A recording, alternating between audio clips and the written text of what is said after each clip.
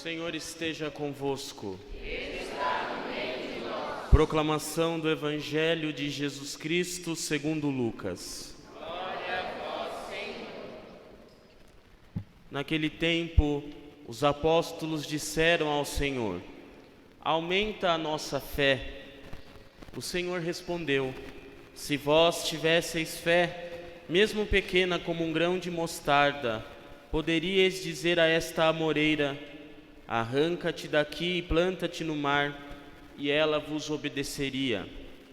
Se algum de vós tem um empregado que trabalha a terra ou cuida dos animais, por acaso vai dizer-lhe, quando ele volta do campo: vem depressa para a mesa?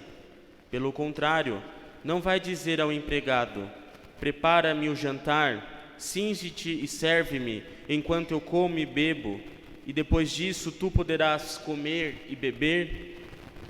Será que vai agradecer ao empregado porque fez o que lhe havia mandado? Assim também vós, quando tiverdes feito tudo o que vos mandaram, dizei: somos servos inúteis, fizemos o que devíamos fazer. Palavra da salvação.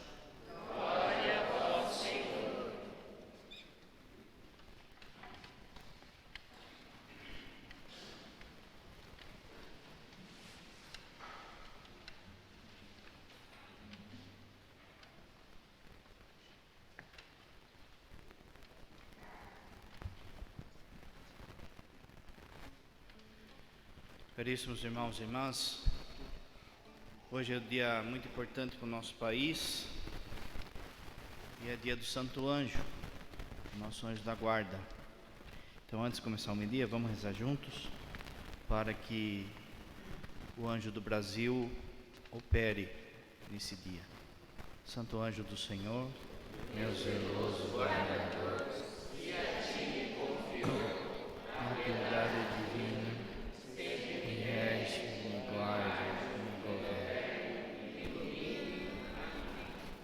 No tempo comum, que é o tempo que a gente está vivendo, a homilia ela pode ser feita, na maioria das vezes ela deve ser feita a partir do texto, dos textos bíblicos, do texto daquele dia. Mas também ela pode ter um tema. E hoje, como é o dia do anjo da guarda, o padre vai falar desse tema, da importância da gente ter devoção ao nosso anjo da guarda. A primeira coisa é você sair dessas ideias esotéricas e da nova era sobre a figura do anjo. Primeiro, assim, achar que anjo é uma coisinha boba. Infelizmente a gente, até teólogo, até padre, a gente vê pessoas falando assim: ah, vai rezar para o anjinho, não sei o que. Não sabe o que está falando, porque cada anjo é um evento da glória de Deus. Toda vez que um anjo aparece na Bíblia, ele tem que falar: não temas, porque a pessoa é incapaz de acolher a grandeza de um anjo.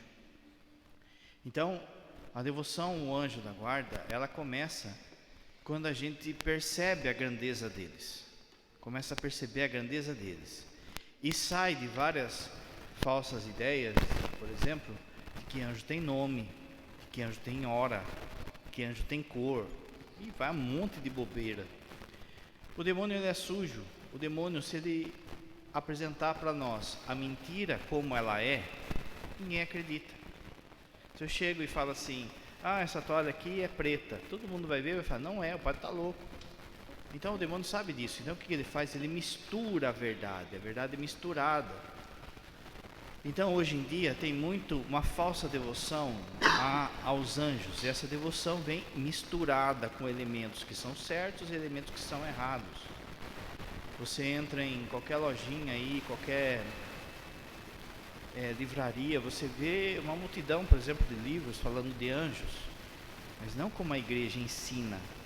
E é por isso que você tem que buscar aquilo que a igreja ensina, porque aquilo que está na escritura, se você pegar o catecismo, tem 2 folhas lá que fala da figura dos anjos. Os anjos não são o centro da nossa fé.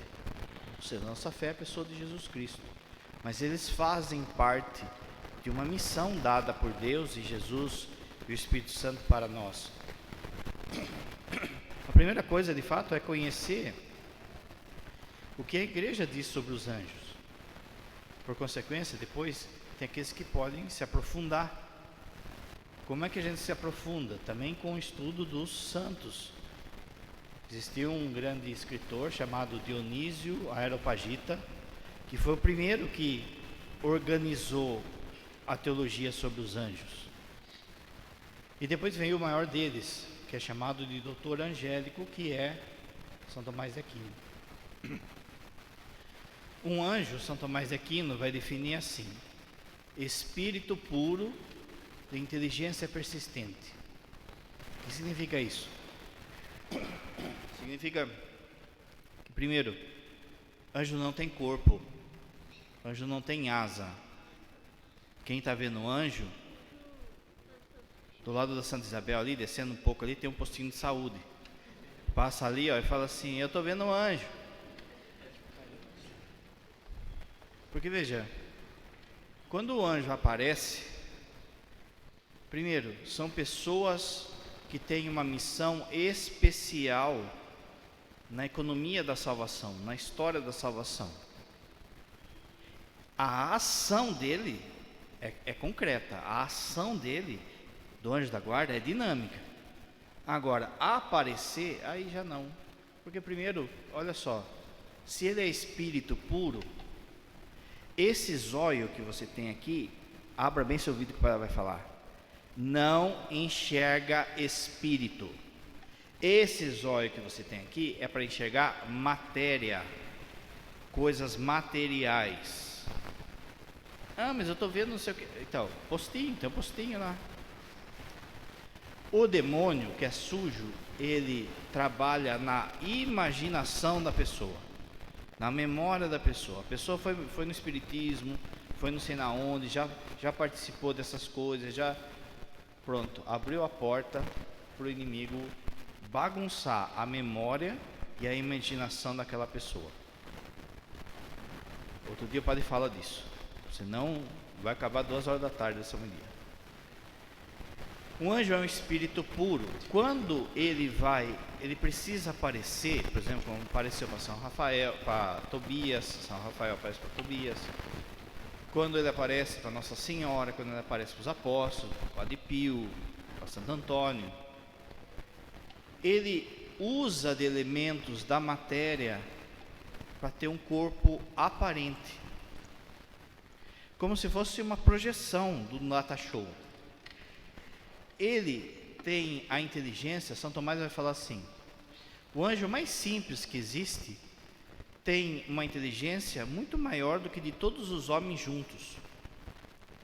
Um anjo, ele sabe de química, de física, de biologia, então ele consegue agrupar elementos da matéria que façam com que ele tenha um corpo aparente.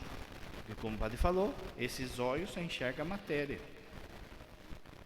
Por que na tradição da igreja os anjos são pintados com asas? Porque é justamente o que eles são.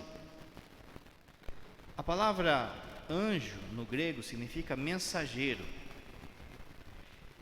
Essa asa, ela simboliza isso, essa rapidez de levar a mensagem que Deus tem.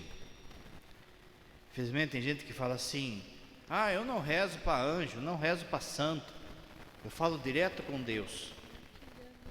Bobinho, porque nem os anjos são assim. Nem os anjos são assim. Existe uma mensagem da parte de Deus que vai sempre caindo em cascata, de uma forma assim, rápida. E é por isso que essas asas, da mesma forma, se você pegar o livro de Tobias, São Rafael fala: sou eu que apresento as suas orações até Deus, sou eu que levo até Deus. Se você pega o livro do Apocalipse, fala que o incenso, a hora que o Pai está incensando, que São João viu anjos com incenso, e ele fala que aquele incenso significa a oração dos justos.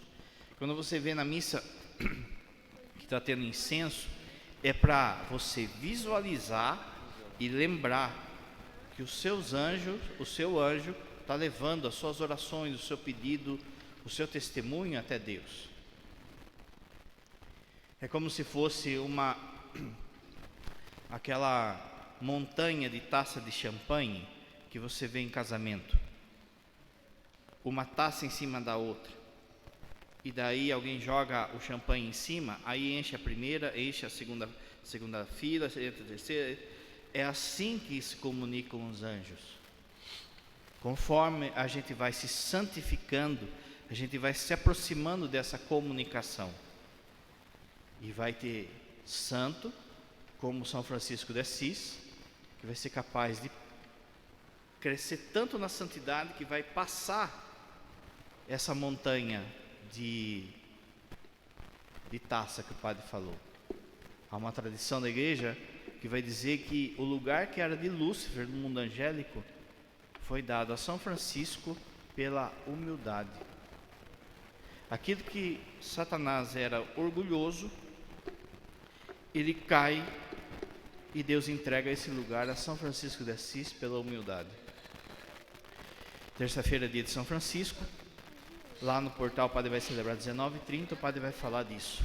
E o padre vai explicar o porquê que São Francisco de Assis é o maior dos santos, tirando aqueles que estão em volta da encarnação, aqueles que estão em volta de Jesus que se fez homem, Nossa Senhora, São José, os apóstolos. Tirando esses, ninguém foi tão santo como São Francisco. E é justamente por isso que ele recebe o lugar que era de Lúcifer. Então o anjo não tem corpo, é espírito puro. Como ele é espírito puro, ele consegue, entre aspas, fazer duas funções ao mesmo tempo. São Tomás fala assim: aonde que o anjo está? Será que o anjo está no céu? O anjo está do ladinho nosso, que nem você vê no desenho, tal, blá, blá. O anjo está onde ele age, o anjo está onde ele atua. Para nós é difícil entender isso, por causa que a gente tem a questão do espaço. Você está nesse espaço. Para o anjo, como ele é espírito puro, como o padre falou, não tem deslocamento, não tem que pegar trem, não tem que... Ele está onde ele atua. E aonde que o anjo atua? Um anjo tem duas missões. A primeira, louvar a Deus. E essa é a maior de todas. Ele existe para glorificar a Deus. E a segunda missão é algo concreto: cuidar de você. A atuação concreta do anjo depende do tempo em que você vai viver. Porque veja, nunca se repetiu um único anjo da guarda. Cada um tem o seu anjo. Quando Deus foi criar o mundo angélico, Ele pensou em você e já fez um anjo que ia cuidar de você. E esse anjo, ele vive a eternidade toda para adorar a Deus. E aqui na história, o tempo que você viver, ele vai trabalhar. Se você viver 100 anos, é o tempo que ele vai trabalhar. O restante é adorar a Deus. Aqui já mostra a grandeza de Deus, que pensou em nós e cuidou de nós.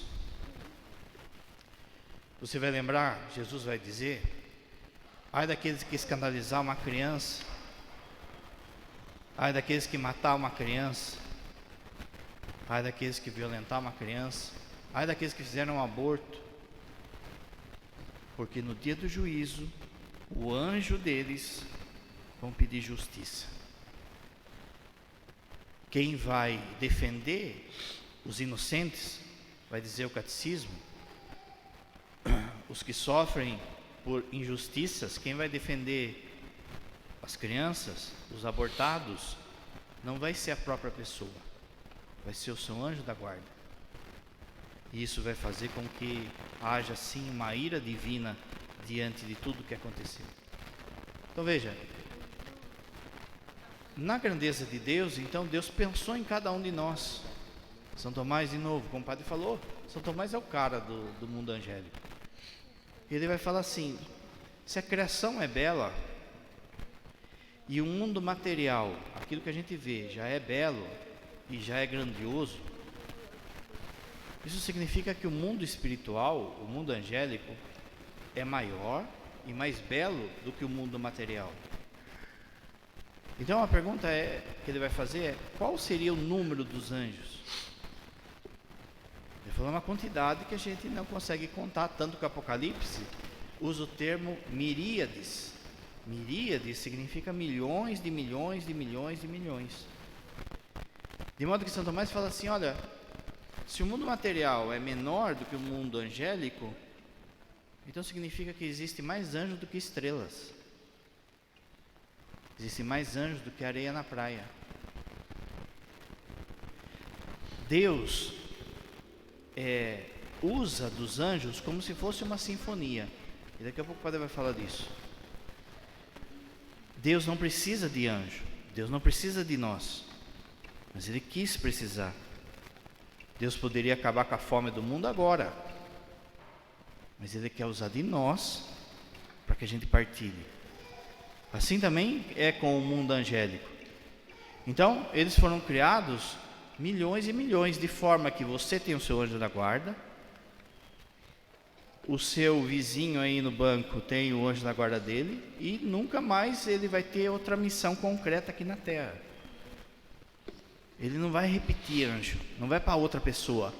Deus não vai reciclar. Pensa quantas pessoas já viveram. Cada um tem o seu anjo. Além disso, esse anjo da guarda, ele vem para te ajudar, para levar você para o céu. Lá no livro de Tobias, quando Rafael ainda não se revelou para Tobias, ele fala para Tobias: venha comigo que eu sei o caminho. Essa é a missão do nosso anjo, nos levar para Deus. Para nos levar para Deus, às vezes ele vai nos ajudar naquilo que a gente está querendo, ele vai nos proteger, e ele vai nos puxar a orelha também. Ele vai nos corrigir. Como o padre disse, essa é a grande missão dele. E uma das alegrias do céu vai ser quando você chegar lá e tiver na porta do céu o seu anjo da guarda te esperando. E ele vai falar e vai mostrar para você o quanto que ele atuou na sua vida. Aquilo que você acha que é sorte, que é providência, que foi sem querer, você vai ver que vai ser a mão dele, a mão de Deus, através do anjo da guarda. É como o padre falou, quando chegarmos no céu, a gente vai ver que no fundo quem estava cuidando do pobre era Deus, através das minhas mãos. E aí você vai louvar a grandeza de Deus e o amor que o anjo da guarda, seu anjo da guarda, tem por você. Você não tem amigo maior, nem sua esposa, nem seus pais, nem seus filhos. Você não tem amigo maior do que o seu anjo da guarda. São Tomás, de novo, vai dizer o que é ser bom. Ser bom é levar o outro para Deus. Ninguém te leva mais para Deus do que o seu anjo da guarda. Lembra no começo que o padre falou? Espírito puro de inteligência persistente. O que significa inteligência persistente? Significa que quando um anjo toma uma decisão, ele não muda mais. Ele não é como a gente hoje. Hoje, por exemplo, uma pessoa pode estar aqui na igreja, amanhã ele pode largar.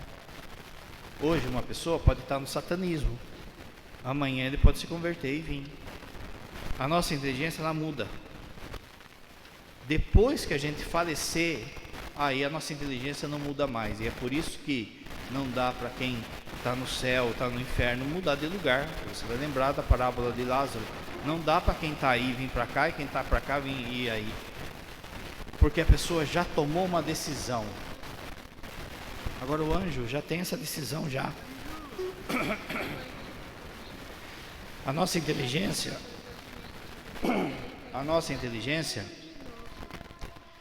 ela vai de uma verdade a outra verdade. Por exemplo, uma criança, ela não começa estudando contas da NASA. Ela começa com 2 mais 2 são 4. E depois ela vai crescendo, ela vai entendendo, ela vai de uma verdade para outra. O anjo não. Quando o anjo olha uma verdade, ele já atinge ela por completo. Então, por exemplo, quando o anjo olha para essa mesa, a gente tem que fazer uma dedução, vai indo por dedução. Então, é uma mesa de madeira, ela tem um tampo quadrado, ela é talhada, ela é isso, aquilo, outro. Quando o anjo bate o olho no altar, já sabe a medida, já sabe o peso, já sabe quem que fez, já sabe, só de pá, já entende tudo. Quando ele entende tudo, ele já tem uma conclusão daquilo, e daí ele já toma uma decisão. Então, quando Deus apresentou para os anjos o seu projeto, esse projeto foi apresentado de uma forma que eles entendessem por inteiro. Então a resposta deles também foi por inteira, de modo que os anjos que falaram não a Deus, não é que eles falaram não um dia, eles ainda estão falando não.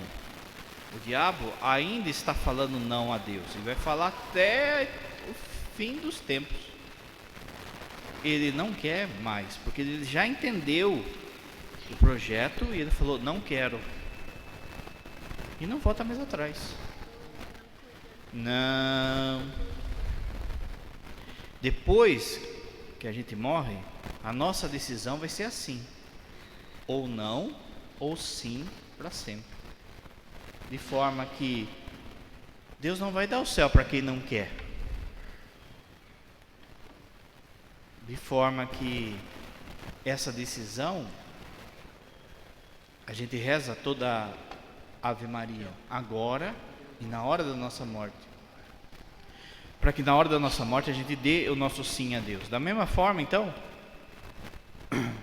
o anjo da guarda ou os anjos que já deram o seu sim, não voltam mais atrás, eles estão falando sim a Deus, sim, e vão até o final assim falando sim, até a eternidade, não tem mais como voltar atrás, porque eles já entenderam tudo.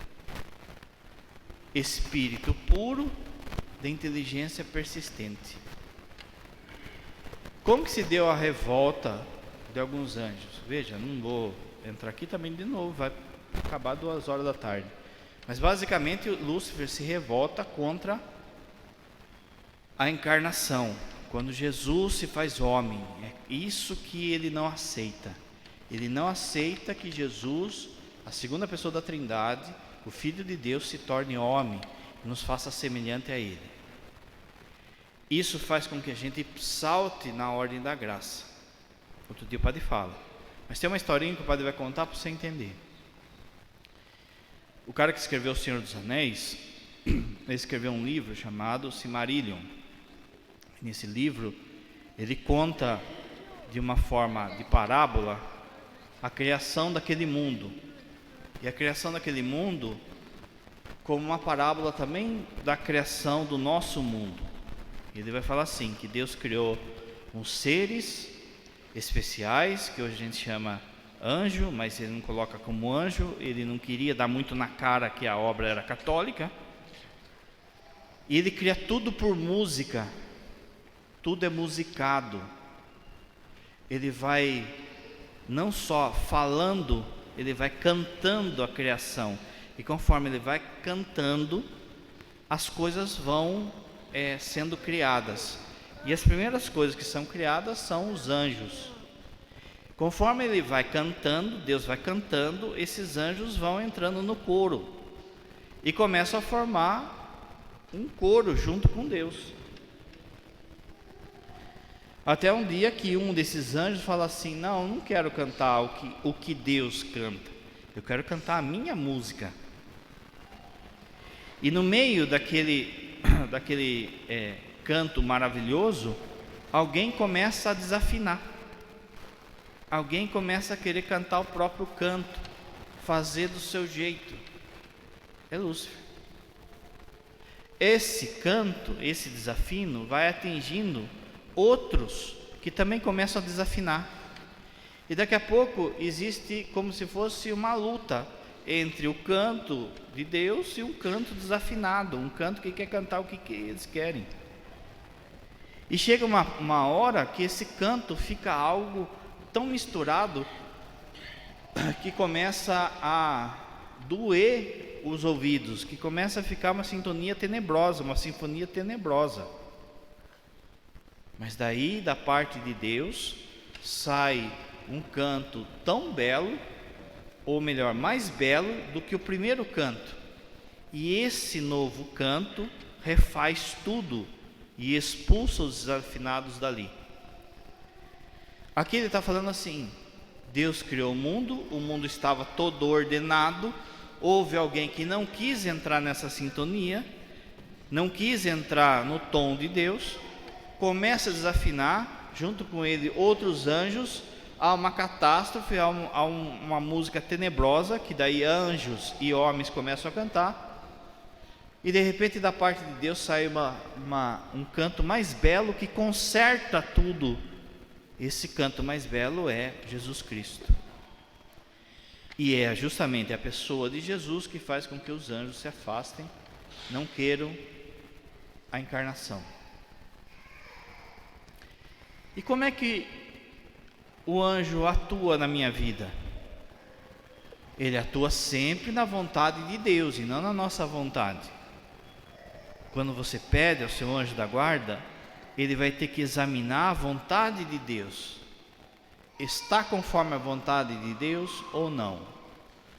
Nenhum ser sabe o futuro absoluto, nenhum, nem o diabo, nem a gente, nem cartomante, que aliás é pecado grave, você querer adivinhar o futuro. A única pessoa que sabe o futuro absoluto é Deus. De forma que ele também precisa ler o que Deus quer na sua vida. Então, por vezes, ele vai silenciar, ele vai perguntar para Deus: o que eu faço? Deus pode falar: deixa, não age, não atua, não faz assim, não corrige, não faz isso, faz aquilo outro. Então, ele não é o nosso escravo, ele é o nosso parça. Então você pede para ele, como um bom amigo, ele tem que falar sim para você e também falar não. Ele também tem que corrigir você. Por muitas vezes, então, a ação do anjo é fazendo, por outras é não fazendo, por outras é espera. Quando o anjo, então, ele atua na nossa vida, como o padre falou, quando chegarmos diante de Deus, a gente vai ver que muitas coisas que a gente abusou, que a gente brincou, que a gente achou que era sorte, coincidência, a gente vai ver que foi a ação do nosso anjo. Então, por exemplo, você já viu um quadro que tem do anjo da guarda, que tem umas crianças que estão passando numa ponte. O anjo vai ver que aquela ponte, lembra que o padre falou que ele analisa tudo? Ele vai ver que aquela ponte talvez não suporte o peso das crianças, aquela ponte está podre. O que o anjo vai fazer? Ele já vai segurar a ponte? Não. Ele vai olhar para a vontade de Deus. Aqui é o mistério da vontade de Deus que a gente não consegue ver. Às vezes, por exemplo, aquelas crianças podem estar desobedecendo a mãe. A mãe já pode ter falado: não vai lá, não sei o quê, mas as crianças foram. E às vezes o modo de entender que não pode desobedecer vai ser deixando que a ponte caia, que às vezes machuque, que às vezes haja choro, que às vezes, para ver se acorda. Porém, tem situações que as pessoas abusam de tal forma da liberdade que daí nenhum anjo tem o que fazer. Por exemplo, vamos pegar um exemplo assim, né? O jovem vai na balada, fica lá tomando, depois vai dirigir. Não é? Ele está abusando da sua liberdade de forma que nenhum anjo tem o que fazer. Agora, se é da vontade de Deus, por exemplo, que aquelas crianças não caiam, o anjo vai sustentar aquela ponte para que as crianças passem. No dia do nosso juízo, a gente vai ver, por exemplo, muita arapuca que a gente monta assim, sabe? Que a gente sobe assim para... põe uma caixa aqui, põe não sei o que, isso aqui. A gente vai ver que não caiu, não é porque a gente é espertão. Não caiu porque o nosso anjo segurou. Mas tem hora que a pessoa abusou de tal forma que daí não tem jeito. Esse limite a gente não consegue ver aqui. A gente só vai ver diante de Deus. Agora, existe também um perigo de situações de pecado. Por exemplo, o anjo da guarda dá uns toques. Não vá em tal lugar. Não anda com tal pessoa. Não entra nesse site. Não entra nessa conversa. Mas se a pessoa insiste, não tem o que o anjo fazer. A pessoa está se enrolando. E aí não tem o que o anjo fazer. Por isso que na hora da tentação você deve rezar para o seu anjo da guarda. Por fim, para terminar, como é que eu trago o anjo para perto então para me ajudar? Sempre rezar pelo anjo da guarda, sempre. O demônio ele é enxerido, o demônio ele quer bagunçar a nossa vida de qualquer jeito. O anjo da guarda ele atua pela vontade de Deus, mas ele espera também que você peça. Você precisa entender de novo que o seu anjo da guarda está sempre com você. Você nunca está sozinho. Muito da depressão e da ansiedade, dessas coisas, também vem de esquecer que você não está sozinho. Se você está no seu quarto lá sozinho, está lá o seu anjo da guarda e está lá o Pai, o Filho e o Espírito Santo, no mínimo. Está Nossa Senhora, está, enfim. E é a eles que você deve recorrer às suas dores. Então, dê serviço para o seu anjo da guarda. Mas dê serviço de um modo inteligente, não como uma criança. Traz um chocolate para mim. Não sei. Dê serviço de um modo inteligente. Anjo da guarda, me ensine a adorar a Jesus na Eucaristia.